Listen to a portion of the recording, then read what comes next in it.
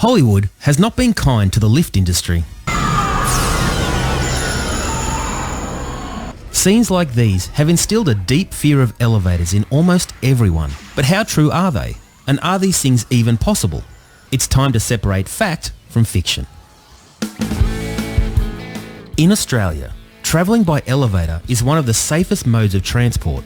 In the last 10 years, only one member of the public has died in an elevator-related accident. In that same 10-year period, 624 people died from falling on or from stairs or steps. The reason for this is the Australian standards requirements for lifts. There are multiple safety devices on lifts, ranging from protection on the doors to stop you from being crushed to overspeed devices, preventing lifts from free falling. Let's look at that last one in more detail. Most high-speed lifts have between 2 and 8 woven steel cables, known as ropes. These ropes are selected for each elevator with a safety factor, which in Australia is 12. This means that the combined strength of the ropes must be sufficient to hold 12 times the weight of a fully loaded elevator car. So there's virtually no chance of a rope snapping. But what if the lift ropes have been cut? Each lift has a safety device called the overspeed governor. This device is connected to the lift car and monitors the lift speed, both electrically and mechanically. If the car overspeeds, an electrical contact will disconnect power to the lift motor, causing the lift to perform an emergency stop.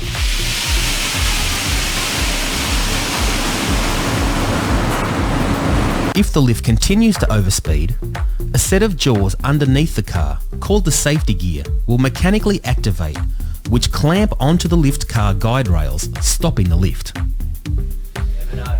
Now, if you are in the lift when this happens, it can be quite surprising. The nose, I got the eye. Whoops. It's okay. Click the lock. It's alright.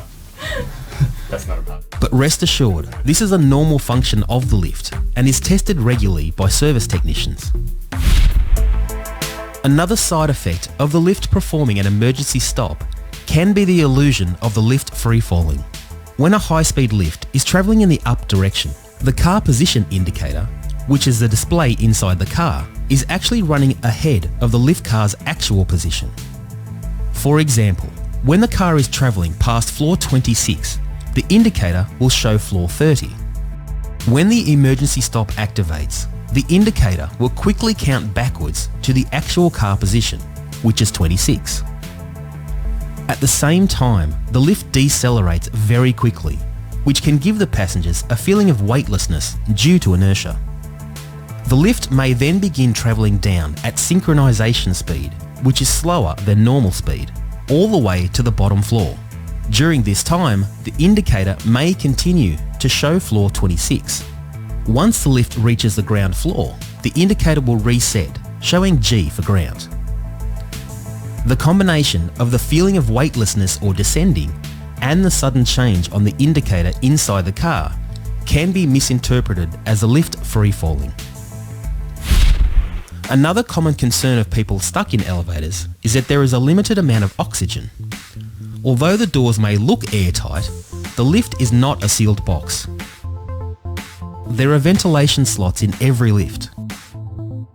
Depending on the car interior, you may not be able to see them. Almost all people injured in an elevator that has performed an emergency stop have been injured trying to get out.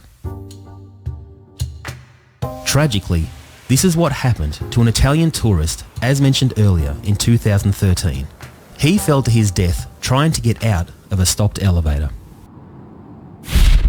So if you find yourself stuck in an elevator, don't panic. Remain calm. Press and hold the emergency call button for at least 5 seconds and wait for instructions. Never try to open the doors. Lift technicians are on standby 24 hours a day to attend to people stuck in elevators. So the next time you use an elevator, remember that you are using one of the safest forms of transport, despite what Hollywood is trying to tell you.